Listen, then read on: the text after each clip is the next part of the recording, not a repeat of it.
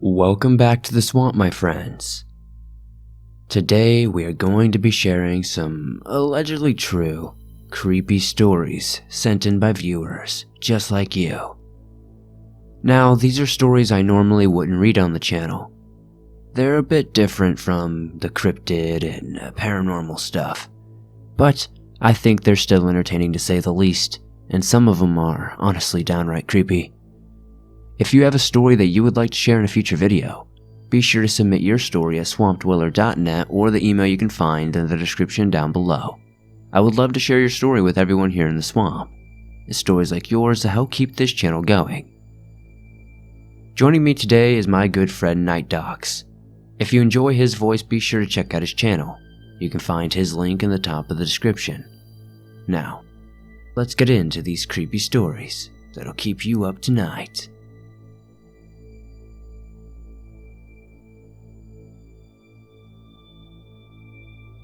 This is a pretty short story, but it was a pretty scary experience for me. One day back in late 2018, my sister and mom decided to go to the mall. This mall is located in Lexington, Kentucky, about an hour away, and is always crowded. Not to mention that traffic is always horrible. After arriving, my little sister went off with her friends and my mom went to the Apple store to get her phone fixed. I quickly grew bored after about 10 minutes since I'm a pretty impatient person, so I told my mom I was going to go look in Forever 21. On my way out, I noticed a man staring me down pretty intensely. I thought it was creepy, but I decided to ignore it, until he followed me. I quickly got nervous at this point. He held a phone up to his ear, but he wasn't speaking. He followed me until I went into Forever 21. I waited there for about 15 minutes or so to be safe. I couldn't find anything I liked, so I decided to leave. To my surprise, the man was waiting outside the store and quickly followed me. I was growing more scared by the minute, so I hid in the crowd. He lost me for about a few moments, but somehow noticed me and followed me again, all the way back to the Apple store. I didn't tell my mom what was going on, but I felt safer being around her. The man just stood outside the store staring me down with the most intense look I just can't think I can ever forget that look. It was just so intense and fixated, I can't even explain. I believe he gave up and left eventually when I left the store with my mom. I later realized that pretending to be on the phone is a tactic that most of these people use. A lot of girls are being kidnapped around my state recently, even in grocery store parking lots. People speculate that they're taking these girls and forcing them into sex rings. The scariest thing is that one of those girls could have been me. This may not be scary to others, but I know the experience for me was terrifying. I plan on investing in some pepper spray, so I can at least defend myself somewhat. I'll always be more careful from now on because of that experience.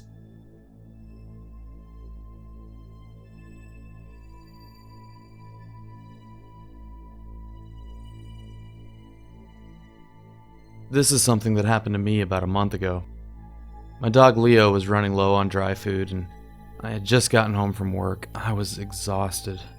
And the last thing I wanted to do was leave the comfort of my couch after a long day and make a trip to the grocery store. But I couldn't let my dog go hungry, so I got up, I put Leo in his cage, I got in my car, and I went to the store.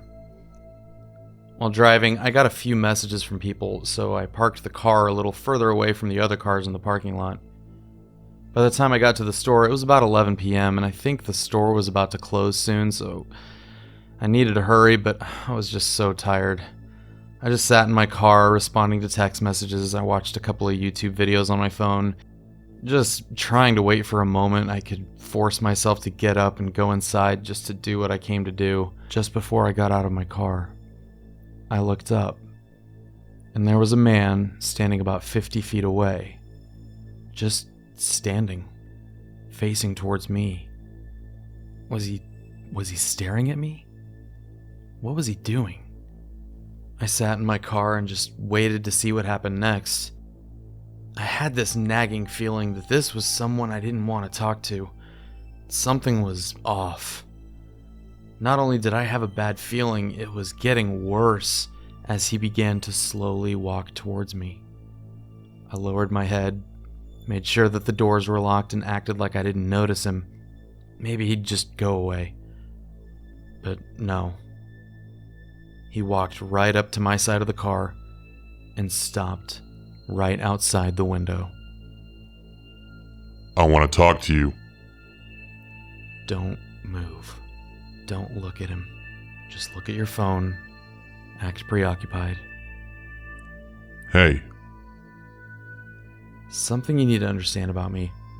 I'm genuinely a friendly person who loves people. I love to talk to them. I'm actually a very extroverted and eager to meet new people kind of guy. I have no problem talking to strangers. I've even had a few moments in my life where people came up to me in a similarly strange way.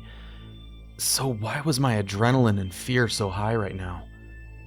If there's one thing people know about people that live in Texas, it's that there's a good chance most people you meet carry a weapon of some kind. But I didn't. I grew up in the North, and I hadn't been exposed to firearms. It's just one of those things that it's been on my mind to get, but I've never really bothered to invest in getting a pistol or anything. I tried keeping an eye on this man in my peripheral view, being careful not to make any eye contact or give him any reason to confirm that I knew that he was there. He stood there for a moment. I thought I saw him make a motion towards the handle on my door, but I can't tell. After a few moments, he slowly kept walking the direction that he had already been walking before. I took a deep breath. I waited about 10 more minutes before I decided to look around to see if the coast was clear. Was he gone? It looked like it. I made one more visual sweep before I opened the door. Time to get that dog food and get the hell out of here. As soon as I closed the door to my car, a gold Saturn came zooming up to me and stopped right at my car. It was the same guy. Hey, I want to ask you something about your car. My car? My car is nothing special, let me tell you. At this point, I was feeling a combination of fear and anger. Dude, if I wanted to talk to you, I would have responded. Now get the hell out of here! He started to get agitated and started calling me a dick and told me that I was being an asshole. But I was having none of that. If somebody wants to be left alone, leave them the hell alone. He started to drive off, his belts and brakes squeaking in his rickety old gold Saturn as it started to zoom off. Girl that was collecting the shopping carts came up to me as I was trying to walk into the store, and she came up to me and said that she witnessed the whole thing, wanted to know if I was okay. I told her everything that happened, and as I'm speaking to her, he drives right up to me again. Hey asshole, I just wanted to ask you a question. Get the fuck out of here, dude. I don't want to hear what you have to say. Now face forward, drive away, and move on. He called me a prick and drove off. I didn't go inside. I watched him as he drove to the other end of the lot and started slowly circling around the lot. Now I couldn't go inside because I wasn't sure what he was going to do to my car. Finally, he disappeared. I didn't see where he went, but I didn't see him anymore. I asked the girl to keep an eye on things, especially my car.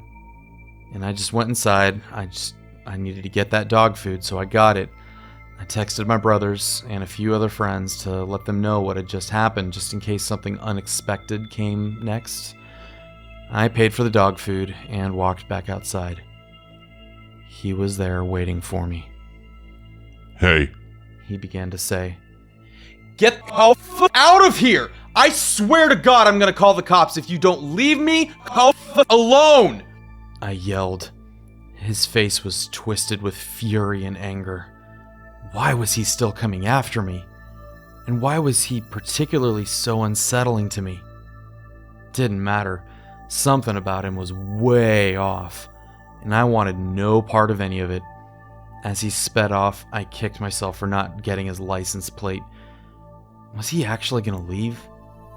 I saw him exit the parking lot, turn right, and drive away down the main road. Was he really gone? I waited a moment, and I talked to the girl that was collecting the shopping carts who saw everything as well. She hadn't gotten the plate number either. After about 15 minutes, I felt convinced enough that he was gone and felt like it might be safe to start driving home. Fortunately, there's a gate to my neighborhood with a guard, so he wouldn't have been able to follow me into the neighborhood if he decided to follow me home. I got in my car and I started to drive home. I was checking my surroundings every few seconds, checking my rearview mirror. A car started closing its distance between us. I froze. Then it turned on its blinker, passed me, and drove off. It wasn't him. I finally made it home. Leo got his food. I got home safely. I don't really know how much danger I was in, if any. And looking back, I still can't really put my finger on what bothered me so much about that guy. But at this point, it is what it is. Whenever I go to that store, I'm always on the lookout, though, for a gold Saturn.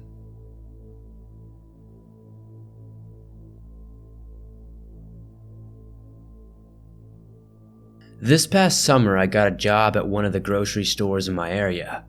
We have 3 to 4 places to buy groceries from in my town.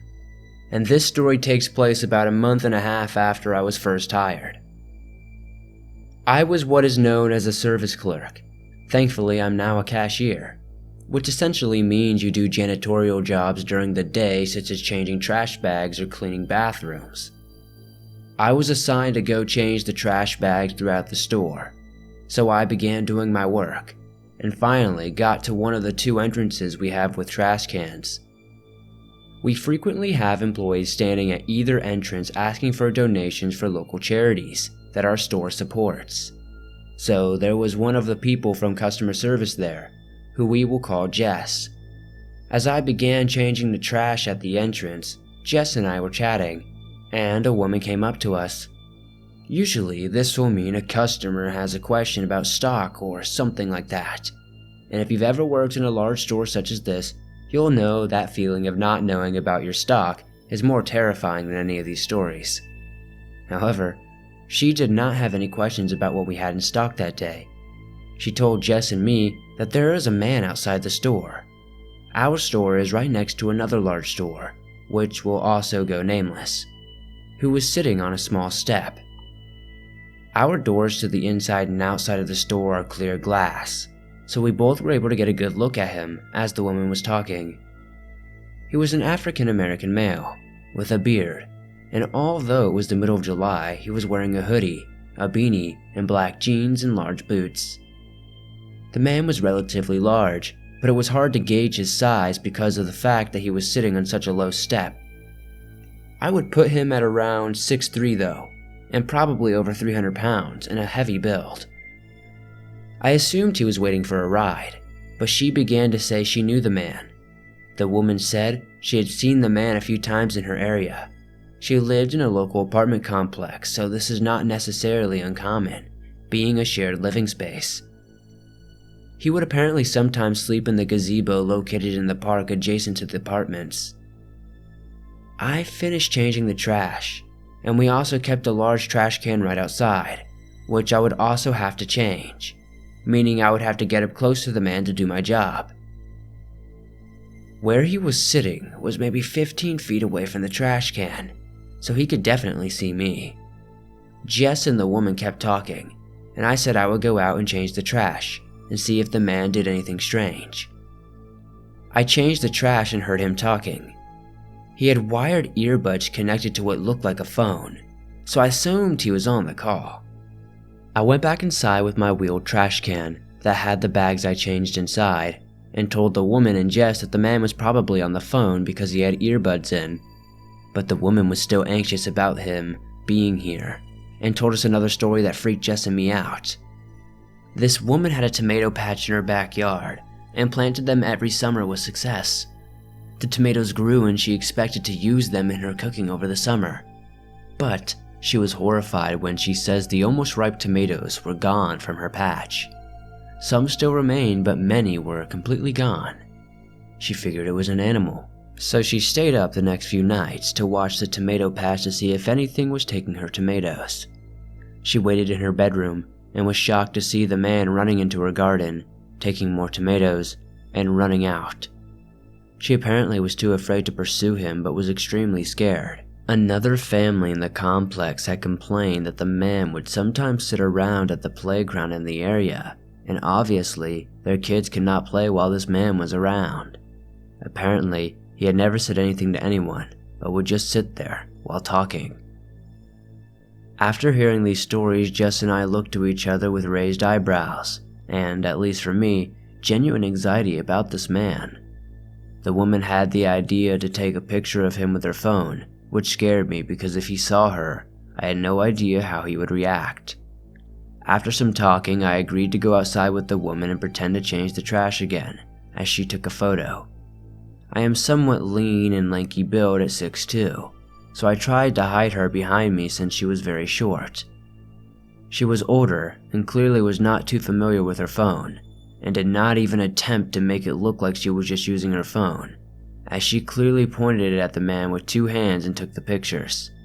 She quickly went back inside and Jess took her to customer service to see if they could do anything, and I waited outside to make sure the man did not try anything on any customers or anything like that. I also made sure he didn't even try to begin to enter the store. Legally, of course, he is allowed inside, but I wanted to make sure if he did, I would know. I heard him talking but realized his earbuds were no longer plugged into his phone. As I said, it was the afternoon in the summer at a grocery store on a weekend, so there is a lot of noise and business, so there's no way that he would have been able to have a speakerphone conversation from that distance. He was also looking straight ahead to the parking lot and almost looked stuck as if he was focusing on something, but it was just a lot. This freaked me out, and my heart sank when he looked at me. I was still pretending to change the trash, but I felt his gaze on me and saw his head turn in my peripheral vision. I heard him talking and he began to get a little louder. At this point, he was definitely talking to himself. I heard him saying, "You can't play me. Knock his ass out if he tries something like that again. Try to play me, you get rocked, you feel me? And he just kept repeating, Can't do that." a few times. I don't think he was referring to me, as when I moved to go inside he was still looking at the trash can. I waited inside and the man kept staring at the trash can. I went back inside to check on Woman and Jess, and they were at the customer service. I still had to do my job and I was anxious that I would get in trouble if I did not get it done soon, since I was just tired, and I was trying really hard not to mess up and get fired or have any supervisors hate me. I left and changed the other trash in the store.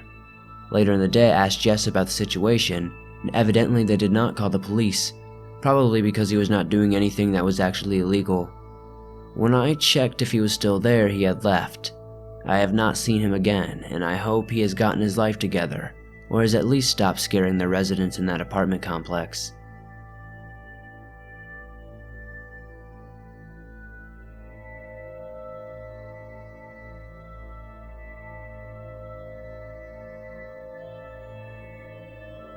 This happened about a year and a half ago when I and my family had just moved here from very peaceful and a very rural hometown. I was finishing my day at school late 6 p.m.-ish, and the rain was pouring, so I ran to the public bus station, which was 4 blocks away from my school. When I got there, I was soaked, and there were no people around and there were no buses coming soon. I then got the great idea just to make signs at the next cab, so they would take me home. Something no one should do in this city, as it is highly recommended to call a cab service and never get one on the streets, as it is very dangerous, as they usually commit many crimes and the criminal is almost never caught.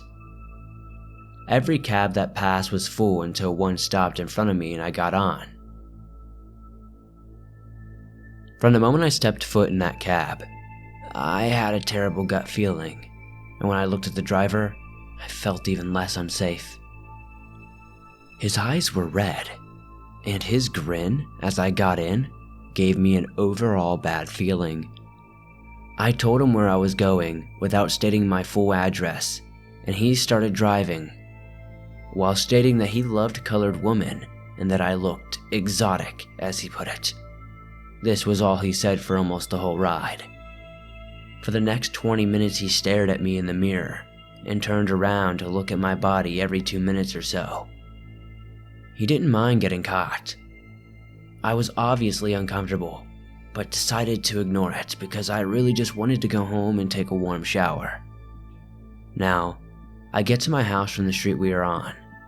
He had to turn right on X Street, but when he stopped in front of it at a red light, he turned around, looked at me, and made the most terrifying smile that still haunts me to this day, before going to the complete opposite direction of my house and going much faster than was allowed. While he drove, he still had the smile and was looking at me more than the road. I started telling him that he was going the wrong way and to please slow down, and he just kept smiling and staring. I kept on trying to stay calm and convince him to let me out, as all the doors were locked. I started panicking more and more and raising my voice to the point of screaming at him as loudly as I could, as where we were entering was a very dangerous neighborhood. My parents had always warned me about it. I started crying as I screamed, and he was seemingly getting stressed by me, so I kept going until he stopped the car, shouted at me, and grabbed my wrist to make me take a look at him. He told me to get the heck out of here and pay him an excessive amount of money, which I did because I was too scared to speak at that point. It was dark now, and I was in a really bad neighborhood, so I started walking away really fast in the direction of my house, when I heard him scream at me, Wait! Come back here! And at that point my mind went blank, and the only thing I remember was running as fast as I could, and then crying and home in the shower. Since then, I refused to take street cabs, and always call taxis or use Uber. I still think often about what would have happened if I hadn't kept trying to stress him, or, I don't know. I just get really scatterbrained trying to tell this story because of how terrifying it was.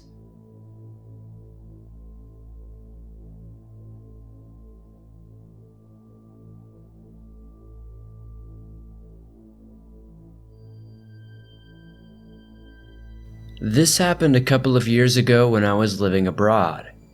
I had just got off the night shift and was waiting at the bus stop at around 6 a.m. It was just starting to get bright out, and the area I worked in was the party city in this country, so it was pretty crowded with people just finishing their nights out. I noticed a girl who was pretty drunk sitting at the door of the shop beside the bus stop. Some guy was with her and his arm was around her shoulders, but I could tell something wasn't right. But to anyone passing by and not paying attention, they easily could pass as a couple. I tried to act casual and sat beside them and pretended to be looking at my phone while I tried to assess the situation. He nodded at me and tightened his grip on her and started to whisper in her ear. The girl looked really uncomfortable, but she was also too drunk to actually move away or say anything. She was heavily slurring her words. This went on for a couple of more minutes. He was whispering in her ear and constantly surveying the area, smiling to himself that nobody seemed to have noticed. I had about 4 minutes until the bus came, and the bad feeling in my stomach was growing worse, so I said screw it. I need to do something now. I leaned over to the girl and said, "Is this your boyfriend?" The man stared me down and said yes, but I ignored his glare and asked the girl again. She started crying and shook her head no. I asked her if she knew him or ever met him. Again, she shook her head no. The man became visibly frustrated and insisted they knew each other.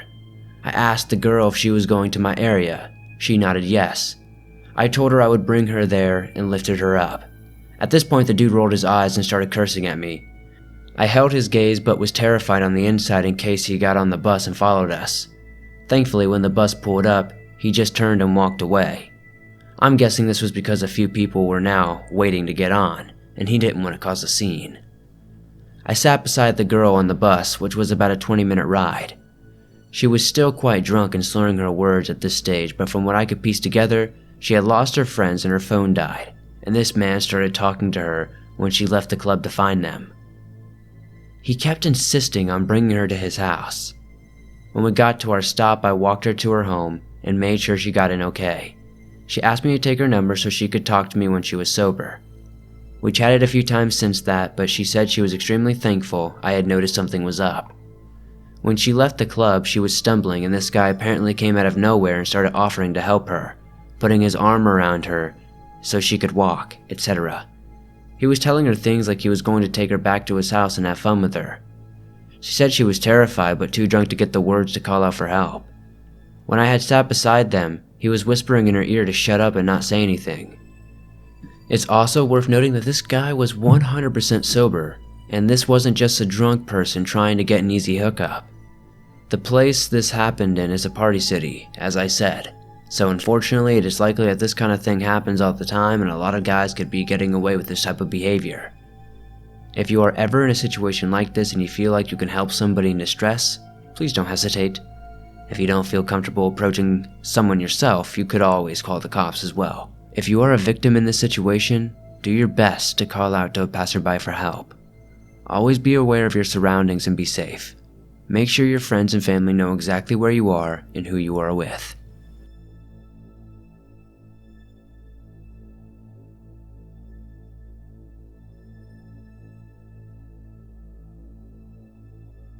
Thanks for listening to these creepy and allegedly true stories sent in by viewers just like you.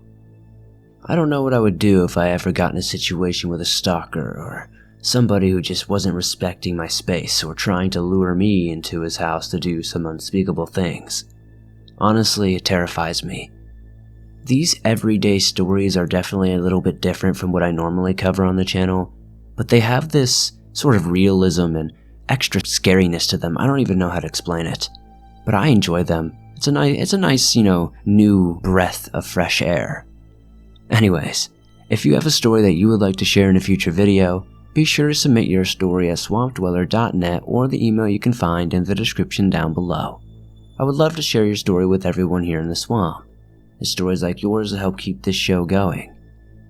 If you enjoyed my good friend Night Dogs, who read story number 2, which was actually his own personal story, be sure to go subscribe to his channel. You can find the link to do so in the top of the description. If you're not aware, you can download your favorite Swamp Dweller scary stories on iTunes, Spotify, Stitcher Radio, and pretty much every other major podcasting platform you can find out there. Thanks guys as always for supporting the swamp the way you do.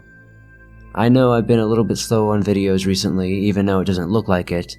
I've just been kind of lagging, working on the second channel a little bit, and just trying to, relax. I don't know. My New Year's resolution has kind of been more of a thing of just like taking it easy, not trying to overwork myself like I've been doing the past couple of years. So hopefully it doesn't really show too much. But anyways, today's code word is duck feet. I'll see you guys soon with another creepy video.